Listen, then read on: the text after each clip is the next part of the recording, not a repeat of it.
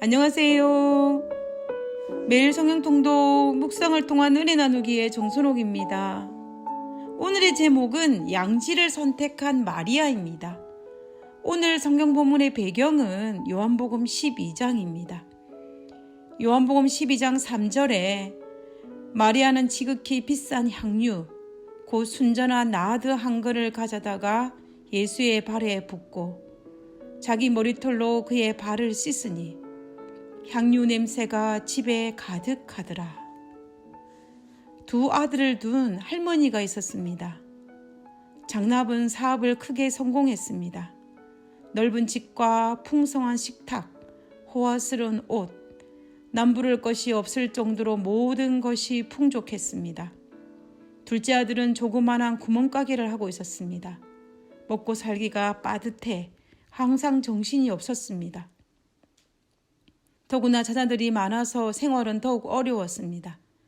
그런데도 할머니는 장남집보다는 차남집에 머물기를 더 좋아했습니다. 하루는 장남이 어머니에게 말했습니다. 어머니, 동생은 먹고 살기가 힘들어요. 어머니가 그곳에 가시면 부담스러워해요. 제가 더 좋은 음식과 옷으로 봉양할 테니 저희 집에서 사세요. 그러자 할머니는 넉넉한 웃음을 짓더니 이렇게 말했다고 합니다. 아들아, 내게 필요한 것은 좋은 음식과 옷이 아니란다. 내 동생은 밤마다 내 등을 긁어주지. 그리고 학교에서 돌아온 손자들은 그날의 재미있는 일들을 나에게 들려준단다. 부모를 섬기는 것을 봉양이라고 합니다. 봉양보다 한 단계 높은 것이 양지, 부모의 마음을 헤아리는 것입니다.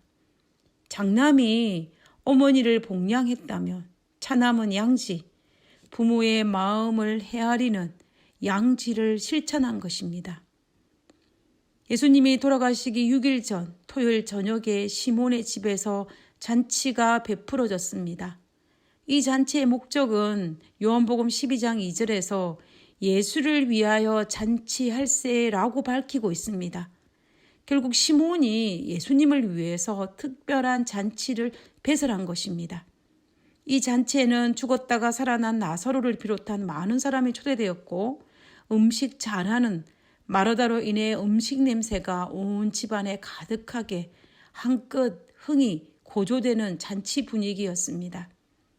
그런데 문제는 분명 예수님을 위한 잔치였지만 예수님의 마음을 헤아리는 잔치는 아니었던 것 같습니다. 왜냐하면 예수님은 이미 자신의 죽으심과 부활에 대해서 제자들과 이스라엘 백성들에게 말한 상태였습니다. 그렇다면 예수님을 위한 잔치라면 이 잔치는 흥겨운 잔치가 아니라 무거운 분위기 속에서 예수님을 위로하는 잔치가 되어야만 합니다. 그러나 잔치를 배설한 시몬을 비롯한 제자들과 잔치에 초대받은 사람들은 예수님의 마음과 전혀 상관없이 잔치를 즐기고 있었습니다. 그들은 어쩌면 장남처럼 예수님을 봉양한 것입니다. 그러나 단 한 사람, 마리아만은 달랐습니다. 마리아는 시몬이 배설한 이 잔치의 목적인 예수님의 마음을 헤아리는 잔치로 만든 장본인이었습니다. 그러면 왜 마리아는 잔치에 참석한 예수님 외에 거의 모든 사람이 흥이 고조된 이 잔치 분위기를 망치는 슬픔의 장례의 시인 나들을 예수님의 발에 부으면서 울 수밖에 없었을까요? 마리아는 예수님께서 자신의 죽음에 대해서 이야기하심을 듣고 예수님의 마음을 위로하고 싶었습니다. 예수님의 마음을 헤아린 행동이 바로 향유 옥합을 가져와 예수님의 장례를 준비하는 것이었습니다. 마리아가 예수님의 발에 나들을 붓는 행위는 도발적인 행동이 아니라 예수님의 마음을 헤아린 계획된 행동이었습니다. 우리가 그것을 어디에서 알 수 있느냐 하면 첫 번째는 300데나리온이라는 가격이 도발적으로 사용하기에는 너무 액수가 큽니다. 그리고 두 번째는 흥이 고조된 잔치 자리를 참담한 장례 예식으로 바꾸기에는 쉬운 일이 아닙니다. 그리고 마지막으로 마리아가 몰래 하고자 하였던 것으로 보아 도발적이라고 보기는 힘듭니다. 마리아는 예수님의 마음을 위로하고 싶어서 한 계획된 행동이었습니다. 그러나 제자들을 포함한 다른 사람들은 예수님의 마음을 헤아리지 못했습니다. 왜냐하면 그들의 관심은 예수님에게 있지 않고 유대인의 왕에게 있었기 때문입니다. 그래서 예수님의 죽음에 대한 이야기를 들어도 귀에 들어오지 않았던 것입니다. 그러나 조건 없이 사랑했던 마리아의 귀에는 예수님의 죽으심의 소리가 들린 것입니다. 자신의 죽음을 알고 있었던 예수님의 마음을 가장 잘 헤아린 사람은 누구일까요? 잔치를 배설한 시몬일까요? 죽었다가 살아난 나사로일까요? 아니면 항상 같이 있었던 제자들일까요? 아니면 죽음을 예비한 마리아일까요?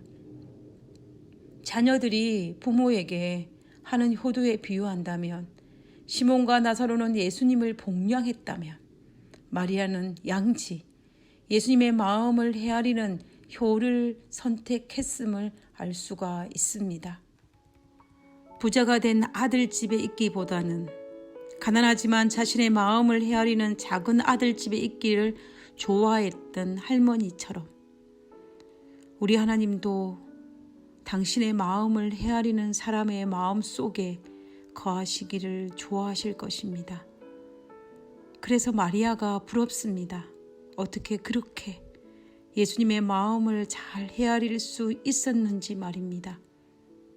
아마도 아무런 조건 없이 사랑한 그 사랑이 예수님의 마음을 알게 하였던 것 같습니다.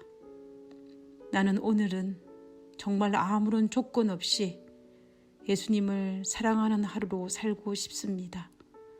하늘에 계신 아버지, 마리아가 예수님을 향한 그 사랑을 오늘 하루 당신을 향해서 할 수 있도록 도와주시옵소서. 그래서 마리아가 들었던 그 예수님의 마음을 헤아리는 소리를 들을 수 있도록 도와주시옵소서. 그래서 정말 예수님을 미로하고 당신의 마음을 헤아리는 양지의 삶을 살 수 있도록 도와주시옵소서.